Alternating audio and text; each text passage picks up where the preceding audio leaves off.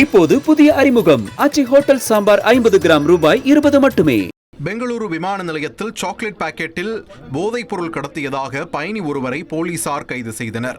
பாங்காக்கில் இருந்து பெங்களூருவுக்கு விமானத்தில் வந்த பயணியின் உடைமைகளை சுங்கத்துறை அதிகாரிகள் சோதனை செய்தபோது சாக்லேட், மிட்டாய் மற்றும் இனிப்பு பாக்கெட்டுகள் இருந்தன. அதை பிரித்து பார்த்தபோது இனிப்புகளுக்கு நடுவே 1 கிலோ 7 கிராம் எடையுள்ள போதைப் பொருள் மறைத்து வைக்கப்பட்டிருந்தது கண்டுபிடிக்கப்பட்டது.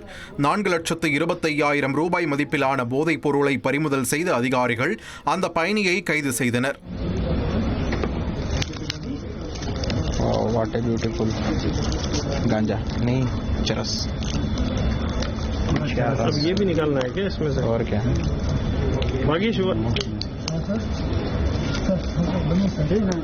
सर बार सर जाना सर मैं मुर्गी का कॉफी है.